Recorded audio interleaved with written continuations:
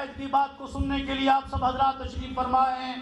میں آپ حضرات سے درخواست کروں گا اپنی اپنے نشستوں پہ کھڑے ہو جا کر اپنے قائد کا استقبال کیجئے اور نعروں سے بھرپور جاندار انداز میں جواب دیجئے اور اپنے قائد کے استقبال کریں.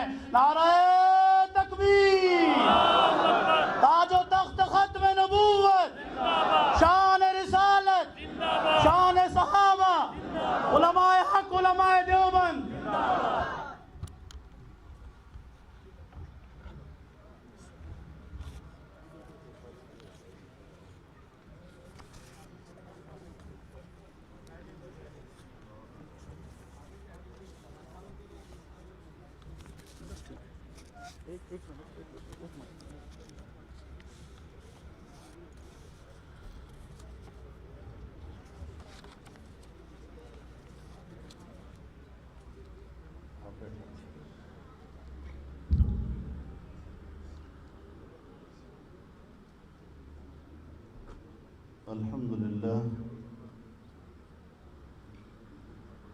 الحمد لله وكفى وسلام على عباده الذين اصطفى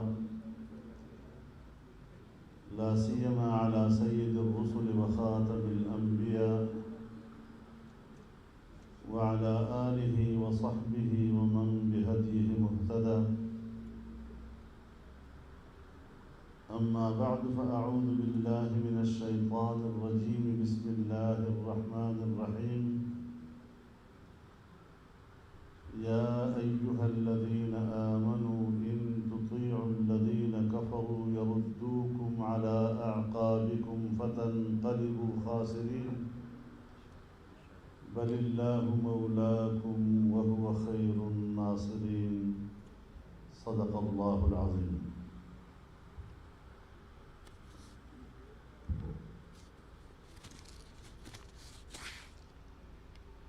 جناب صدر محترم،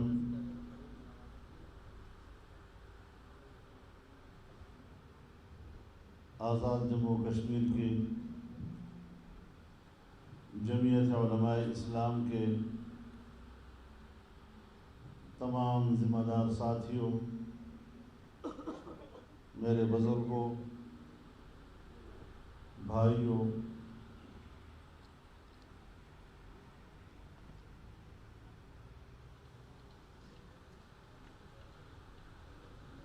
آپ نے جمعیت علماء اسلام آزاد کشمیر کی نئی تنظیم سازی کی ہے اور تمام اضلاع اور ڈویژنوں اور صوبے کے عہدیداران یہاں موجود ہیں.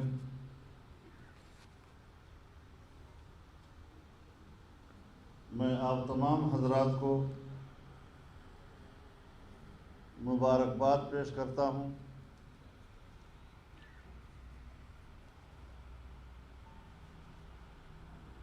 پاکستان کی جمعیت علماء اسلام نے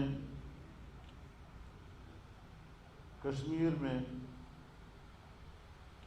ہمیشہ یہاں کی جمعیت کو اپنا نمائندہ سمجھا ہے اور آج بھی مجھے یہی امید ہے کہ انشاءاللہ جس طرح ہمارا ماضی ایک ہے اس طرح ہمارا مستقبل بھی ایک ہے.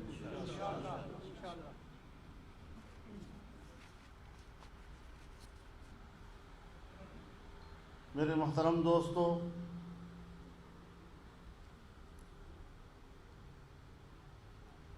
حضرت مولانا سعید یوسف صاحب نے اپنے گفتگو میں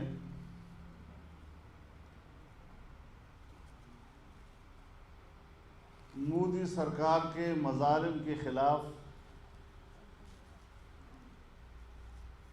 پاکستان کے عمران خان سے شکوہ کیا کہ انہوں نے کوئی سفارتکاری کا فرض سر انجام نہیں دیا ہے.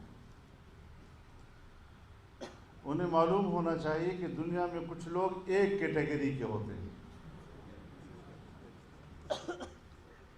عالمی سطح پر ٹرمپ ہمارا عمران خان اور انڈیا کا مودی یہ ایک ہی کیٹیگری کے لوگ ہیں. یہ توقع رکھنا کہ وہ ان کا محاسبہ کریں گے، یہ تاریخ کے وہ مجرم ہیں کہ جنہوں نے کشمیر کو انڈیا کے حوالے کیا اور یہ کشمیر فروش اب مگرمچھ کے آنسو بھی بہا رہے ہیں.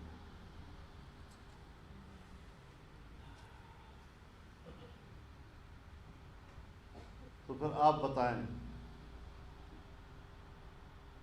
کہ ہم کشمیر کے غداروں کے ساتھ کیسے بیٹھ سکتے ہیں؟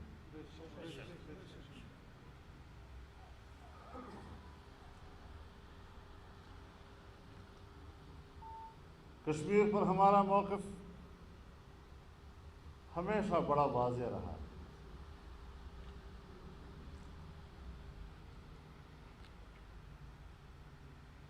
لیکن کچھ غلطیاں ہیں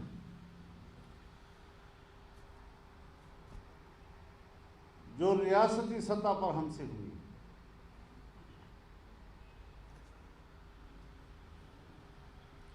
اور آج جن حالات میں ہم اور آپ بیٹھے ہیں، ذرا تجزیہ کریں اس میں کس قدر مماثلت ہے.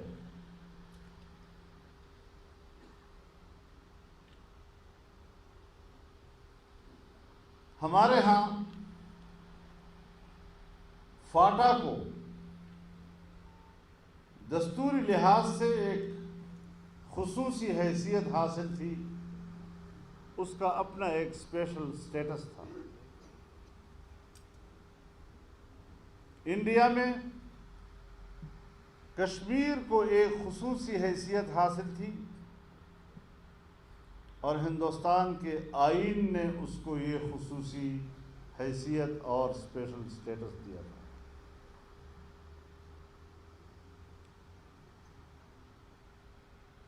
آرٹیکل 247 کے تحت پاکستان کے آئین نے فاٹا کو خصوصی حیثیت دی اور انڈین کانسٹیٹیوشن کے آرٹیکل 370 کے تحت ہندوستان کی یونین نے کشمیر کو ایک خصوصی حیثیت دی.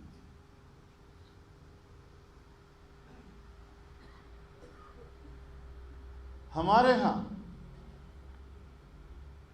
فاٹا میں آئین کی عملداری نہیں تھی.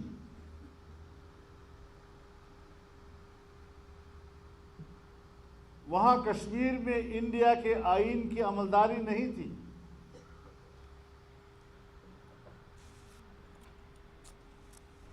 یہاں پاکستان کے چیف ایگزیکٹو کے اختیارات فاٹا میں نہیں تھے. وہاں ہندوستان کے چیف ایگزیکٹو کے اختیارات کشمیر میں نہیں چلتے تھے.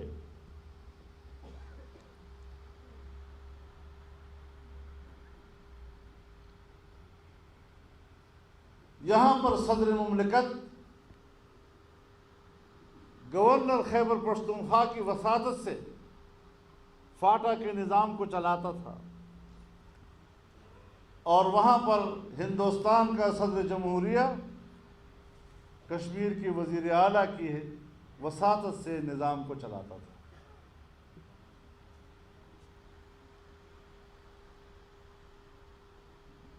تو یہ ہم نے کیا، وہ انہوں نے کیا.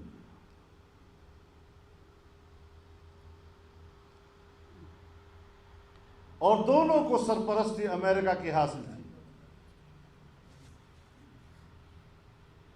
یہ بین الاقوامی 9/11 کے بعد بین الاقوامی قوتوں کے دنیا میں جغرافیائی تبدیلیوں کا نقطۂ آغاز ہے.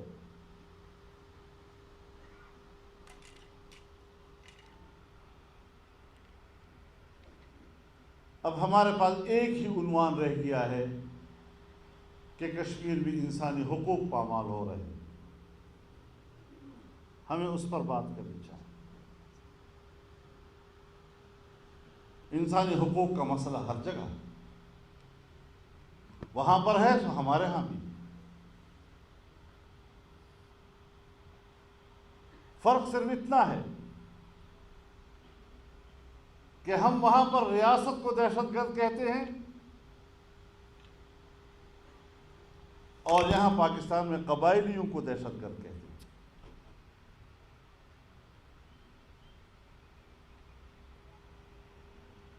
اس صورتحال میں انصاف کہاں تلاش کیا جائے، اپنا رونا کہاں رویا جائے، کس کے سامنے فریاد رکھی جائے،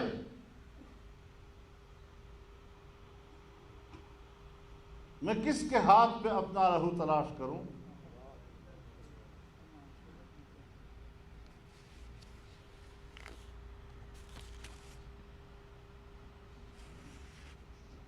وہ کشمیری جو آنے والے مستقبل میں اپنی آزادی کا خواب دیکھ رہے تھے، آج ان کے آزادی کے خواب چکناچور ہو گئے۔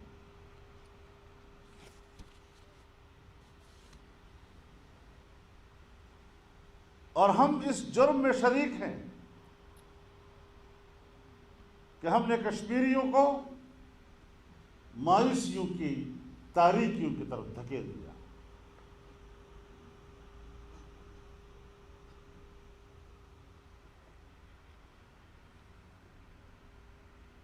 تو ایسی صورتحال میں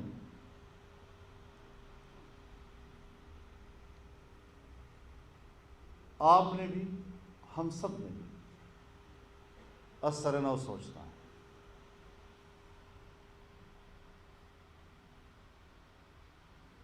آج ہم ایک نیا موضوع اٹھا رہے ہیں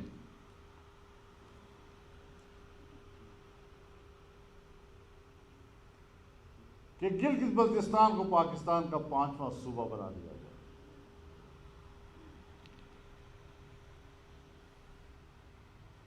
بظاہر تو بڑی خوبصورت بات ہے، پاکستان کو ایک اور صوبہ مل جائے گا،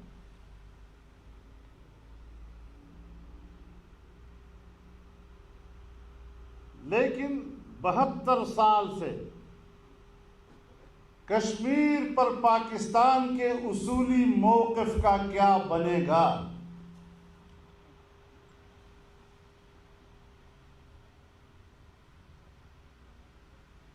لداخ ہو، جموں ہو، وادی کشمیر ہو، گلگت ہو، بلتستان ہو،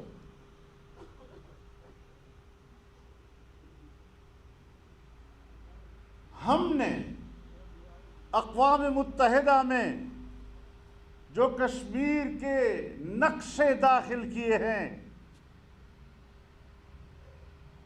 آپ اپنے ہی داخل کیے ہوئے ان نقشوں کا کیا کریں گے جس میں گلگت بلتستان کو آل جموں و کشمیر کا حصہ قرار دیا گیا ہے؟ اور یہاں آپ کے آزاد کشمیر کے ہائی کورٹ نے فیصلہ کیا تھا کہ گلگت بلتستان آزاد جموں و کشمیر کا حصہ ہے، جس کے خلاف اپیل ہوئی آپ ہی کی سپریم کورٹ میں، اور سپریم کورٹ نے کہا نہیں، یہ آل جموں و کشمیر کا حصہ ہے۔ اس سارے پس منظر کو سامنے رکھتے ہوئے اگر ہم اس طرح کی کوئی قدم اٹھانے کو جا رہے ہیں تو پھر ہندوستان اور پاکستان کے موقف میں فرق کیا ہوگا؟ یہ تو ہندوستان کہتا ہے کہ کشمیر ہمارا اٹوٹ انگ ہے، ہمارا انٹیگرل پارٹ ہے۔ پاکستان کہتا ہے کہ نہیں، یہ متنازع علاقہ ہے، ڈسپیوٹڈ ٹیریٹری ہے، اور اس کا فیصلہ کشمیریوں نے کرنا ہے۔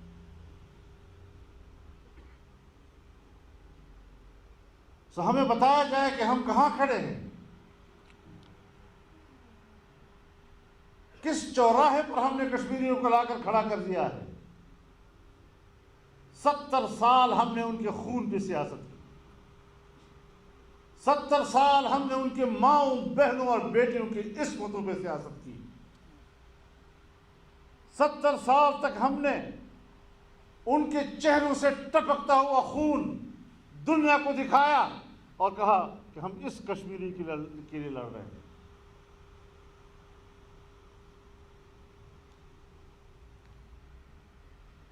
اب ان حالات میں حقائق بیان کرنا بھی جرم ہے.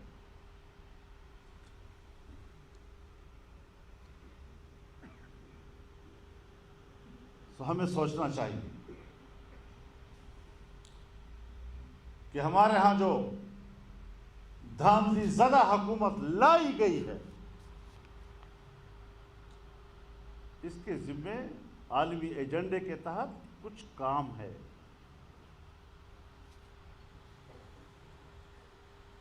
وہی اسے پورا کرنا ہے.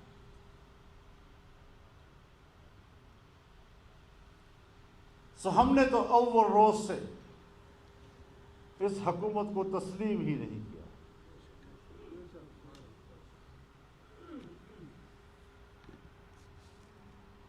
یہ دھاندلی کی پیداوار حکومت،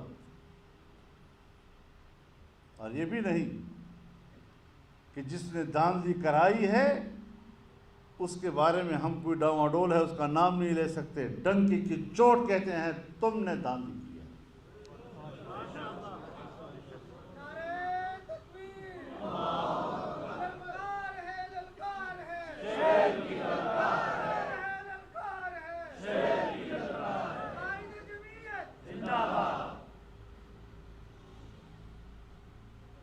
ہم واضح طور پر اپنا موقف رکھتے ہیں. یہ دن تو گزر جائیں گے، آنے والی تاریخ تو لکھے گی کچھ. ہم آنے والی نسلوں کے سامنے شرمندہ نہیں ہونا چاہتے. تمہاری طرف سے اذیتیں برداشت کر لیں گے، تمہارا جبر برداشت کر لیں گے، تمہارے مظالم برداشت کر لیں گے، لیکن آنے والی تاریخ کے لیے سرخرو ہوں گے انشاءاللہ.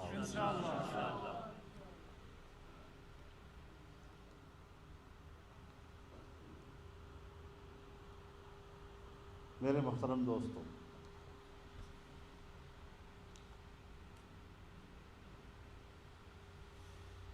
تو جنگ ہے تو پھر جنگ ہے. تم آج ہمارے خلاف جنگ چھیڑ رہے ہو، ہم پہلے دن سے آپ کے خلاف جنگ چھیڑ چکے ہیں. اگر آپ بھی جنگ کے میدان میں اترنے کے خواہش مند ہے، ست بسم اللہ. ہم نے تو پہلے سے کشتیاں جلائی ہوئی.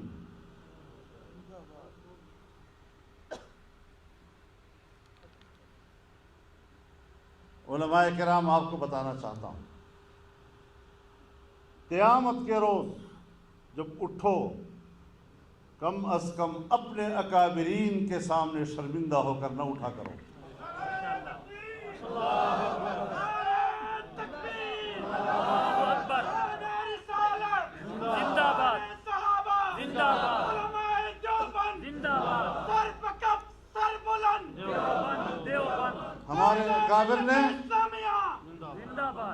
ہمارے اکابر نے آزادی کے لیے جو قربانیاں دی ہیں،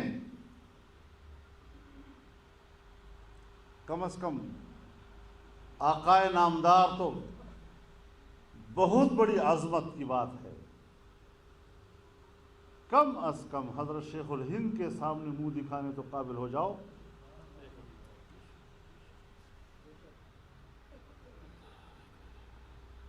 اس لیے خوف کو قریب نہیں لانا.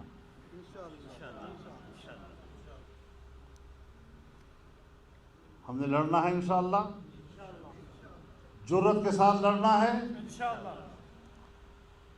اور ان پر ثابت کرنا ہے کہ تمہاری یہ گیدڑ بھبکیاں کام نہیں آ سکیں گی. قائد ہمارے قدم بڑھاؤ، ہم تمہارے ساتھ ہیں. قائد ہمارے قدم بڑھاؤ، ہم تمہارے ساتھ. نعرہ تکبیر، اللہ اکبر. تو میرے محترم دوستو،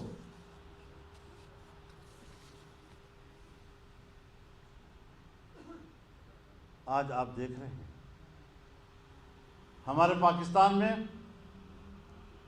گڈ گورننس کا تو نام و نشان بھی نہیں رہا. افراتفری کا عالم ہے. کوئی نظم و ضبط نہیں، اور ان قوتوں کا کنٹرول ہے کہ جن کی کوئی آئینی اور قانونی ذمہ داری کنٹرول کرنے کی نہیں ہے۔ مجھ سے تب پوچھا جائے کہ میں قانون کو ہاتھ میں لے رہا ہوں اگر میرے ریاستی ادارے قانون کو ہاتھ میں نہ لے رہے ہوں۔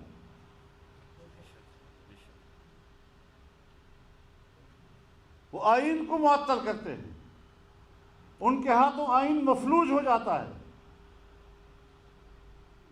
قانون کی کوئی حیثیت نہیں ان کی نظر میں۔ ایک آمر کی طرح جو اپنے ذہن میں آیا وہی قانون، جو کیا وہی قانون، جو بولا وہی قانون۔ اگر اس طرح ہم نے پاکستان میں زندہ رہنا تھا تو پھر ہم نے آزادی کی تحریک کس لیے چلائی تھی؟ اسی لیے چلائی تھی کہ آمرانہ سوچ کو قبول نہیں کرنا۔ آپ ہمیں چھوٹی موٹی گرفتاریوں سے ڈراتے ہیں۔ آپ نے ہمیں پہچانا ہی نہیں ہے۔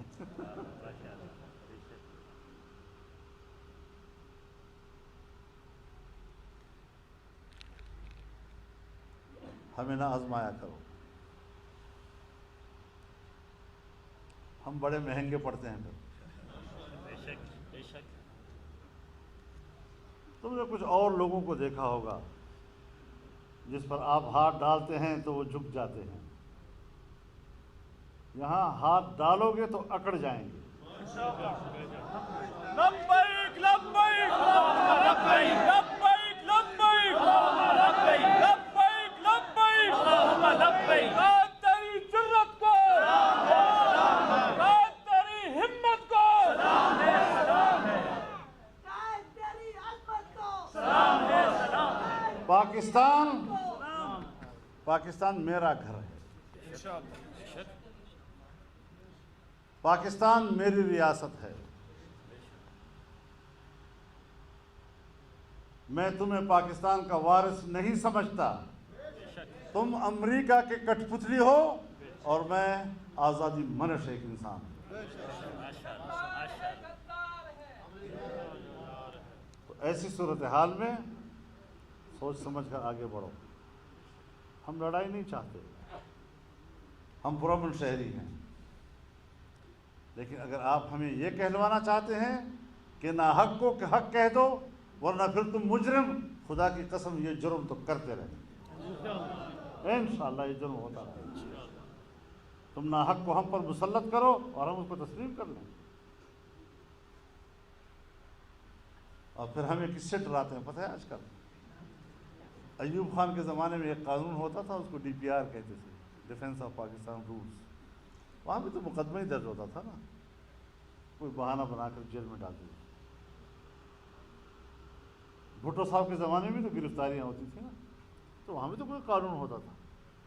پبلک کے سامنے تو اس طرح شو کرتے تھے کہ انہوں نے فلاں قانون کی خلاف ورزی کی، اور پھر ریاست حرکت میں آئی، اور پھر اس کے خلاف FIR درج ہوا اور فلاں گرفتار ہو گئے۔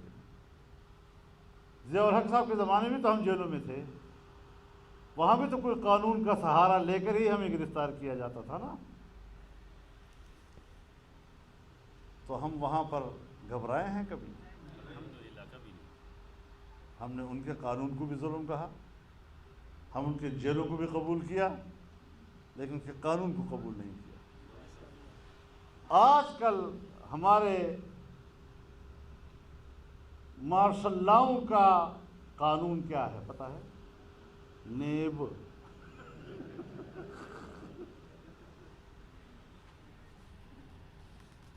تو جس طرح ہم نے اس زمانے میں جبر کے قانون کو تسلیم نہیں کیا، ہم نے آج بھی تمہارے نیب کو تسلیم نہیں کیا۔ اور یہ کوئی پہلی سیریز نہیں ہے۔ یہ جو سفید ریش بیٹھے ہوئے ہیں، ان کو یاد ہوگا 1994-95 میں میرے خلاف ایک سیریز نہیں چلی تھی؟ کہاں گئے وہ جائیدادیں میری؟ میں اگر مطالبہ کروں کہ وہ جائیدادیں تو مجھے دے دو جو اپنے اس زمانے میں میرے پیچھے لکھی تھی، اور آج بھی میں چھوڑوں گا نہیں۔ ان کو توڑ تک پہنچاؤں گا، گھر تک پہنچاؤں گا. للکار ہے، للکار ہے، شیر کی للکار ہے. نعرہ تکبیر، سر بکف سر بلند. میں میڈیا چینل کو بھی کہنا چاہتا ہوں، میڈیا پرسنز کو بھی کہنا چاہتا ہوں، اینکرز کو بھی کہنا چاہتا ہوں کہ اس گدلے پانی میں ہاتھ نہ ڈالو، اپنا منہ گندا کرو. تمہیں کسی سے واسطہ نہیں پڑا تھا. تمہارا کام، ریاست کا کام یہ ہے کہ وہ شہریوں کی کردار کشی کرے. تو پھر ہم سے توقع مت رکھے کہ وہ میری کردار کشی کریں گے اور میں اس کا احترام کروں گا. اب پھر کیا کریں گے وہ؟ پھر اسمبلی سے قانون پاس کریں گے، ہماری بے احترامی کرنا، اس کا اتنی سزا ہوگی اور اتنی سزا ہوگی. تم قابل احترام ہوتے اس کردار سے تو تم قانون سازی کراتے. جب پہلے لوگ آپ کی احترام کرتے تھے اس وقت قانون موجود تھا. سیاستدانوں کو پکڑا جا رہا ہے، جیلوں میں ٹھوسا جا رہا ہے نیب کی وساطت سے. یہ شکر ہے کہ ہم نے اول دن سے مانا ہی نہیں.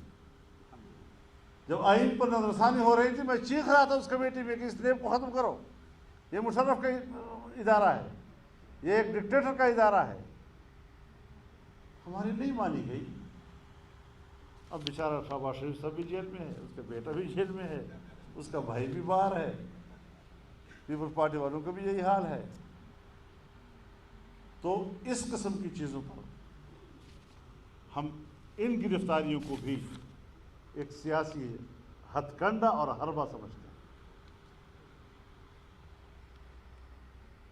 اگر شرعی عدالت قائم ہوتی ہے تو پھر تو فوراً سوال اٹھتا ہے متوازی عدالتیں ملک میں قائم ہو گئی. لیکن جب نیب کا ادارہ بنے گا تو وہ متوازی عدالت نہیں ہے جس کو تم نے صرف سیاستدانوں کی کردار کشی اور حزبی اختلاف کو دبانے کے لیے بنایا ہے، جس کا کام ہی یہی ہے. تو پھر اس سے ہم تو نہیں ڈریں گے انشاءاللہ. ہم تو ایک ایک کا حساب لیں گے اب انشاءاللہ. اس طرح نہیں ہے کہ ہم اس طرح ملک میں غلام بن کر رہ رہے ہیں. ہم نے جس گھاٹ سے پانی پیا ہے وہ غلامی کو قبول نہیں کر سکتے. میں ریاست میں ایک آزاد شہری کی حیثیت سے اور محترم کی حیثیت سے زندہ رہنا چاہتا ہوں، اور بخدا بڑے بڑے عہدوں پر فائز لوگ، بڑے بڑے رینکوں والوں سے بھی اپنے آپ کو محترم سمجھتا ہوں.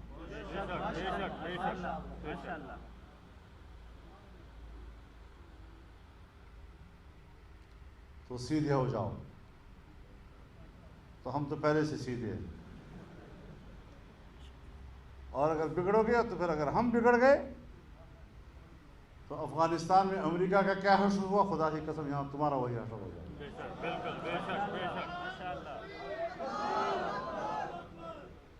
انہوں نے تو بندوق سے جنگ لڑی نا، تو ہم تو بندوق سے بھی جنگ نہیں لڑیں گے. ہم تو ایسے ہی تمہیں میدان میں گھسیٹتے چلے جائیں گے.